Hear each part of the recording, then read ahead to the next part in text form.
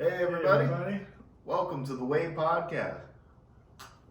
A journey to an unconventional life. My name is Chris Pentecost. I'm Michael Lavalley, and in today's episode, we talk about the business opportunity available in the world In the modern day. in the modern days. So nowadays. Yeah, there were plenty of opportunities throughout life, but a lot of those don't really work out so much anymore. Yeah, because you might think you need like a ton of money or like a certain knowledge or whatever stop you getting into the business side or like self-employed or I don't want.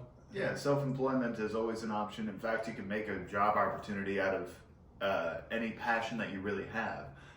Yeah, and not only passion, like if you saw a need in the population that needs to be fulfilled, you could go for that and go for it. And if you have the skills and knowledge. You might not be the first one to come up with the idea, but if you're the one to drive it, you will be the one remembered for it. Yes, and if you think, if you look at your competition and you think that you can do better, then that's a good starting point, I think. Oh, most definitely. If you have a path or an avenue that you already want to venture on, say how we're doing the videos. Mm-hmm. We look at the competition, we learn from them, we learn if we can do better or what we can do better. We learn what could be unique about us or what's unique about our product, talking in the sense of like selling a product, and then just strive from there. If one of the best things I think any company could take on is feedback. Yes, that's why we appreciate the comment that you leave, and yes, that's helping us, like the like and subscribe, encourage us like to know that our content is appreciated by people, and that's what will make us continue that podcast. Yeah, not only will liking and subscribing actually help us monetarily, but it'll also help us gauge where we should take our paths as far as like where the videos go. Yeah, what subject you like and everything. So right. Yeah. Wow, a light shone on you when you said that. You must be special today. Yeah, that's a special effect that we got here today. And it only happens when you talk. Oh, it's happening to me now. Don't. It won't happen again. Yeah, we have a special effects camera guy in the background. Yeah, he's not very good. We think we're gonna fire him, but probably his name is Dabernacle, and I think that's the stupidest name in the world. Yep. But back on topic with the business opportunities. Yes. One big thing I was trying to gauge, I was trying to remember earlier, was if you take a specific idea from another company, would that be considered like plagiarism, or Actually, there's two. I read an article the other day, and there was two brothers who were copying business idea, and then they were selling to the real business. So they were starting a business, like let's say Facebook. But like they would create like a kind of Facebook, but not Facebook. Mm-hmm. And after they will sell it to Facebook, or like they did it like with a couple of companies. Mm-hmm. So yeah. So they're trying to make like a social media website. Ended up delving away from that social media website, and then what happened? They were selling it to the company. Oh, they sold it Yes, as is. Okay. Yes. So I mean that is an avenue you want if you want to take. If you don't want to have the stress of like you want to be the creator of something, but you don't have the stress of upkeeping it. That is a viable option as long as you have enough traction behind it. Yeah, and I mean, when you go into business, you always have to know the exit, because if you don't know the exit, it's like you can stay stuck in a bad investment or bad business idea, and so like knowing how you will exit, like will I sell, will I keep it, will I scale it, will I just knowing that all in advance. And if you have business partner, also make agreement or something, contract between the two of you, so like that if something happen, like where the monies go, where's the line is drawn, and so that it's more Well, that's understandable. I actually got a story with these tips. I actually got a story of someone on YouTube who pretty much did the exact opposite of these tips, and as a result, their company got run over. It was taken over by a conglomerate company, and that conglomerate company kind of sort of ran into the ground because they didn't understand the creativity behind the product that this YouTube channel was selling. The channel I'm talking about is Smosh. One of the original YouTube channels, one of the highest viewed YouTube channels, especially back in the day. Yeah. Basically what made YouTube onto the big scale at first. From there went on to memes, and then went on to actual lucrative products, TV shows, all that sort of stuff. But it all started around Smosh. So this channel was just started by a couple of teenagers who turned into adults who just really enjoyed making skits. The skits are a little vulgar, I'll be honest, but they were honestly pretty creative. I was surprised about it, but that creativity dwindled after their company after their channel got bought by a company. Yeah. Once that happened, it became very watered down. It became very bad. Yeah. For lack of a better term, it was no longer good. They had expanded to about 4 or 5 different channels. They could not upkeep with everything on those channels because every single one of those channels required the talent, required the 2 boys who started it. Yeah. And once you spread them that far thin, a lot of creativity is going to go down the dump. One weird thing that they offshoot was called Smosh Babies, and that was unfortunately the most lucrative product that came out of that era of time. They learned where they were going from there, and that company did eventually disband, so Smosh became an independent entity again. Well, it wasn't independent. It was bought by another YouTuber set who actually knew how to run the business. Okay. What they did was they pretty much just let the creators have creative freedom of their own product, which I think is a great idea for anything in the creative sense. Say if you're selling art or if you're selling music, let the creator have their creativity. Yeah, that's. But that only works in the entertainment industry. Yes. If we're talking about actual business, how would you?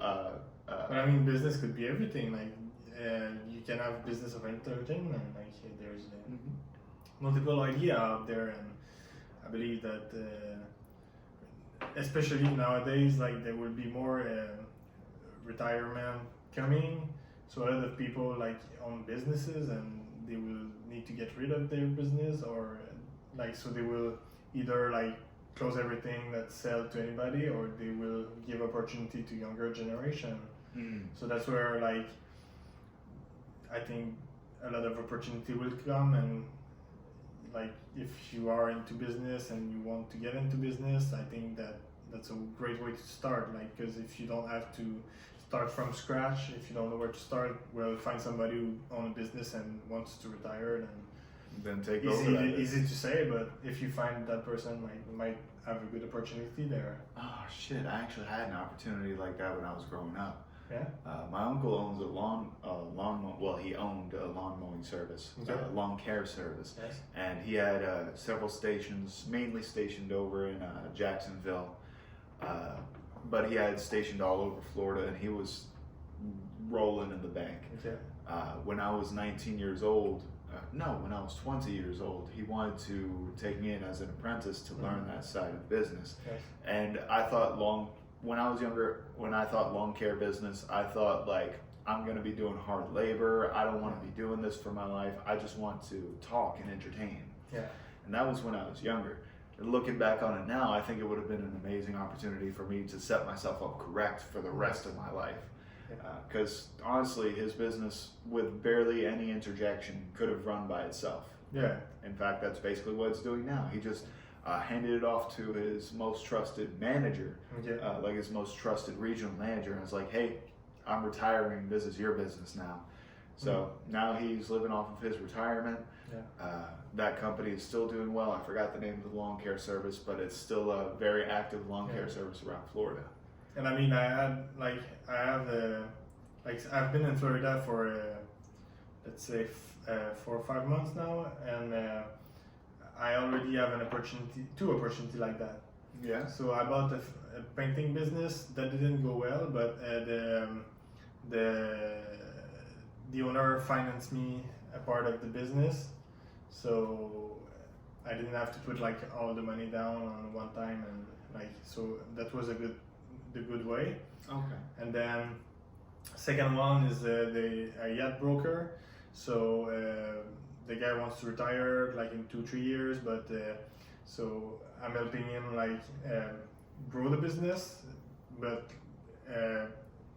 you know he's thinking that I could be a principal in the organization and everything. So I mean, Well, that's good. yeah. So within the time of like 4 to 5 months, I had 2 opportunities like that. So I believe that it's out there. Like it's if you have the motivation, and if like we talked in another video about know your value.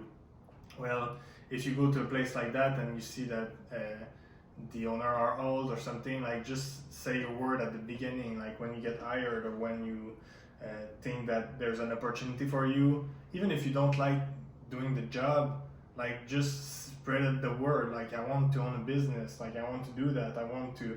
And I think that business wants, like there's some people who have like multiple business, so there's not a problem, like you don't have to like cut lawn Yeah, you don't have to actually go out of your way to take part in what that business produces. Yeah. One thing that it's never going to be corny, it's never going to be at fault if you ever come into an interview or come into a business saying, I think I can make this better. You just got to prove it.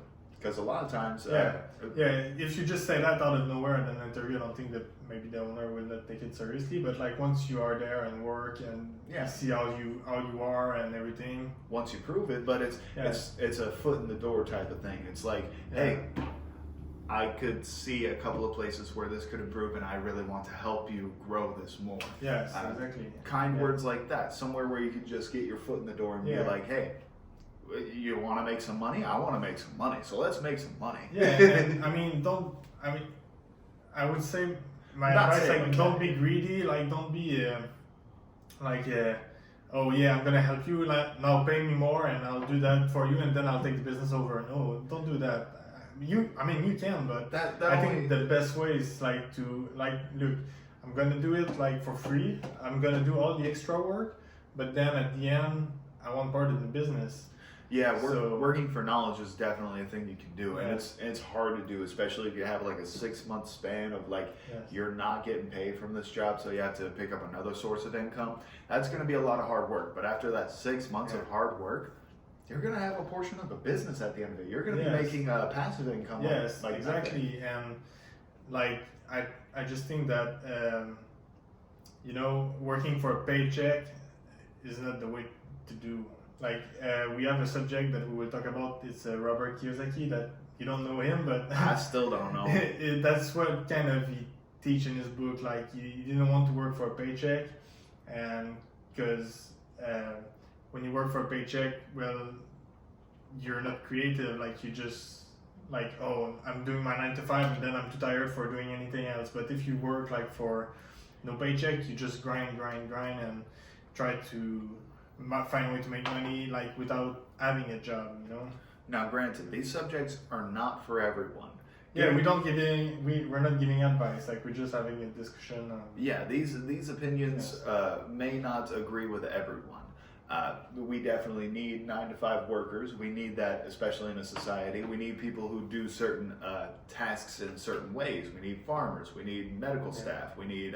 But if you watch that video, it's probably because you're tired of your 9 to 5, so you want to get rid of that. So that's you probably want to move outside of the box that everyone else is trapped in. So the best way to do it is to honestly put in as much hard work as you can.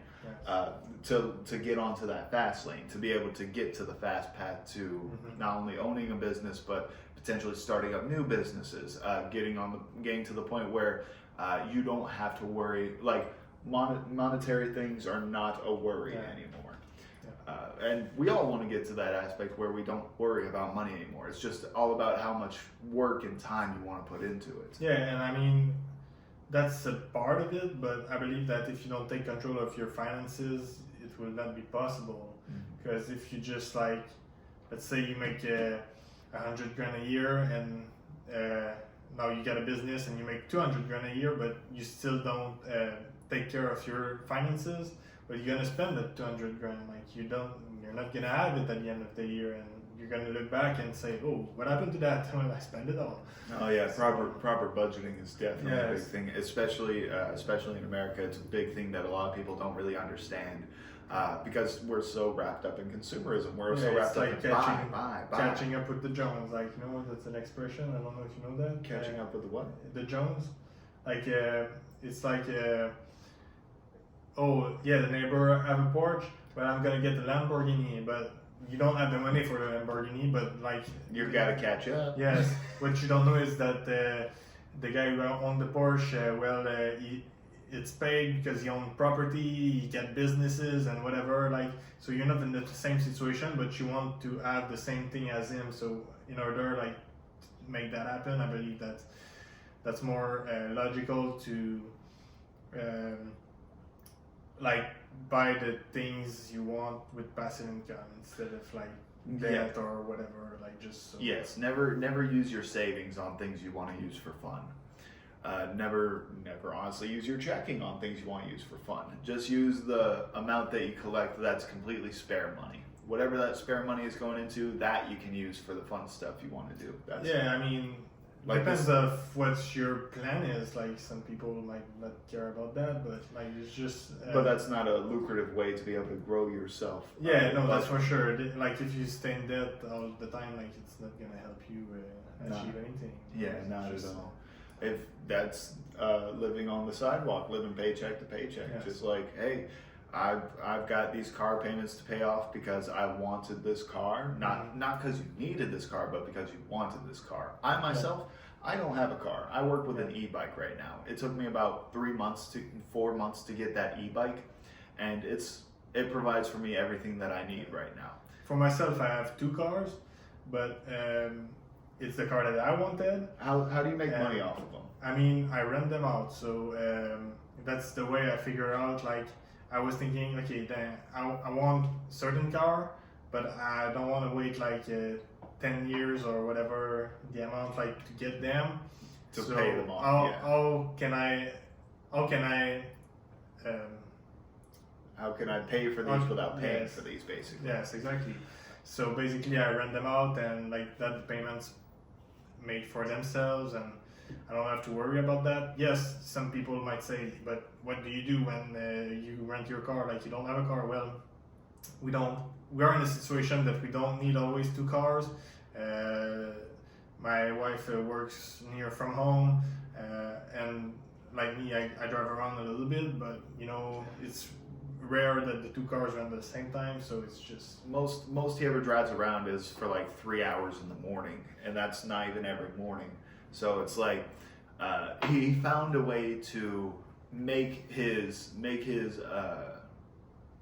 like paying money his passive income. The money he brings in is exactly what he uses for his car payments, and I think that's the smartest thing I've heard over here in Florida. It's just you find ways where you don't have to pay anything for the products that you're getting anyways. And don't get me wrong, like maybe like last 2 months were a little bit Shady. bad because like here in Florida, it's like that was hurricane season, I believe. So that's why I think that we didn't get that much rental. But you know that's a risk that comes with the business because when we bought those cars, we didn't know if they can do well. They were doing well since then, but now it's getting back on track. Like I got 2 reservation yesterday, so That's good. yeah, so it's getting started again, and I mean it's just about like, are you willing to take the risk, and are you willing to live with the risk? So If you're not from the eastern coast, you probably don't understand this reference, but we have something what's called snowbird season. yeah, That's where people from up north travel down south for the winter because they have the homes and they have the money to. yeah. So they travel down so they don't have to worry about the freezing cold up north. They're either retired or they don't have a family that they worry about up north. So as a result, they come down here, and that's a very lucrative time, especially for the position that we're at right now. Because you're able to rent out those cars as well as make more business opportunities for the summer coming up. Yeah. You said you're part of a yacht broker business. Yes, there's more people coming up for that too. I'm also like into real estate, so right now real estate is kind of weird. Maybe we could talk about that in another video, but I believe that there will be like there's more people coming in, so there will be more transaction, I believe. Mm-hmm. But even if the market is kind of weird, and yeah, so yeah, I just diversify my source of income, and like that I can, like I'm not stuck in a 9 to 5. I maybe like from 9 to 5 I can do 2 or 3 different kind of jobs. So yeah, that's just like we said before, not every source of income is a job. It's just Yes. a way to make income, a way to make Yes. money. We're touching on a lot of subjects, and this is actually culminating pretty well because we're touching on a lot of subjects that we Yes. talked about previously, because all of it does come together in a business venture. You need to take those risks, you need to be smart about your money, but you also need to be headstrong. You need to be able to push forward for what you want. Yeah. One big thing that is a really big aspect about these business opportunities is how you talk to people. Mhm. If you have a product and you know it's going to sell, and you know it's going to sell wonderfully, talking does not become that much of a highlight, but you still need to know how to talk. You need to Yeah. know how to sell your product. Yeah, word of mouth, and like selling is a skill. Like if you don't know what to sell, like I believe that's the first thing you should do if you want to get into business. You said it correct. Selling is a skill. Yes. It's not something that you're just naturally born with. There are no natural No. businessmen. It's There are- terrible. There are people who are better inclined to it, but it's always a skill that you can grow and learn. Yes, because and like you said, it's communication. Because sell is communication. Like you need to phrase your word a certain way, and some people might say, "Oh yeah, but the salesmen are just trying to sell their shit and blah blah blah." Everybody's a salesman. Yes, I mean when you do your garage sale or when you whatever, like I go you to a s- bar, they're selling me liquor. That's Yeah. a salesman right there. Yes, exactly. Freaking Like they're go- always asking you like, "Oh, would you like another drink? Oh, would you like the dessert?" Bro, like you- they you go- always upsell the bill so like that get bigger tip and Right. That's how it You works. go to a restaurant, they're gonna offer you the today's specials. One, because it's a easy product to make. Two, because it's more than likely gonna taste good. Three, because it's probably pricier than the thing you were gonna go in there for anyways. They're upselling you because they Yes. want to make more money in the end, and they also this is less much so, but they also want to have you have a good experience, especially Yes. if it's your first time at that restaurant. yes. Uh, I mean, but everything like is a sale. Like you try to sell idea to your relative, like maybe or like when you're a kid, like you want that chocolate bar, so you're gonna try to sell the idea to your parents so they can buy you the chocolate bar. Yeah, But instead of just saying, but I want it, you're like, well, if I get this chocolate bar now, I'll go home and do chores. Yeah, something like that. Like That's it's selling just- yourself yes. straight up. So, like, yeah, it's just how the world work, I believe. Like, and sell is something that you can learn because I did sell in my life. Like, I sold car, I sold like telecommunication, like cell phone and everything on door to door. I sold insurance door to door. What else? Yeah, I sold. Oh yeah, when I was younger, like maybe. 12 years old, 13 years old, I was selling a chocolate bar on door to door. Yeah, I used to oh make my like God. $40 a day with that. Oh, Like for that's- me, that was a huge deal. Like, That's a total portion of my life that I completely forgot about. We used to have a fundraiser. Honestly, I should have done way more with it. But we used to have a fundraiser where we would sell chocolate bars called World's Finest. okay. It was really good chocolate, so I really enjoyed it. I was a little fat boy, so I would sometimes take from my own profits to buy the chocolates. You should never do that. Invest in your product. Never Yes. buy your own product. Me, I was when I was selling like maybe let's say 20 bar, I had the right to take 1 bar home. Like Well- that was my reward. Yeah. But plus the money that I've made on that. So. But you could have just kept the extra money for that extra bar that you sold. You could have invested in it and been like, hey, now I can buy another box of chocolates, one for me, one for sales. No, I didn't want. I never bought the chocolate. The chocolate was like, give it to me, and then I will So was sell, and then the profit was split between the person who was buying the chocolate and me. So I was like doing $1 or $2 the bar. Oh, okay. So yeah, every bar that I was selling, like That is the first avenue. Fundraisers are usually the first avenue into business that a lot of kids get. And generally, it's selling either chocolate bars or cookies. Yeah. Maybe even lemonade stands. which I haven't seen in forever. I've seen a coffee stand not too Yeah, long ago. I saw a lemonade stand when we were back in Indiana, me and my wife. It was for garage sale. Kids were doing a lemonade stand. So that was Smart good kids. idea, Yeah, smart kids, especially on hot summer days. That's a good Yeah. idea. Which is why we say give the product that you know people want or need. Because if it's middle of summertime, people are probably going to be parched. They're probably either going to want water, soda, lemonade, juice, fruit punch. It's something that will give them that refresher taste. Or if you're in the middle of winter, Hot chocolate, hot coffee. chocolate. Some good hot products to be able to warm them up. And these are quick, easy, simple things that like children could do. Yeah. Unfortunately, whenever it gets into like actual lucrative sense, like if you get into like, okay, now you have a product name and you're selling this as a product, there's going to be some loopholes that you're going to have to jump through. Yeah, that's for sure. But like, Those if you're like 12 years old and you're thinking like, how should I make money? Like, maybe start with that. Like, and after you, like, at least you make a little bit of money, and then you can figure out your life. Like, if you're 12 years old and you're watching this video, good on you. Yeah. The fact that you're able to grasp the concept of what a major business is already impressive to me. That means they're already on the right path to want to start making their own passive incomes. Yeah, that's true. Yeah, so congratulations to, if there is anyone there under the age of 18 who's actually watching us. Yes, if you are, like, comment, and if Yes. you are over, comment anyway, and don't forget to subscribe. Come on, man, we got to make them feel special. If you're under 18, leave a comment below and let us know what your future business ventures want to be. If you're over 18, if you're already given up on that life, leave a like.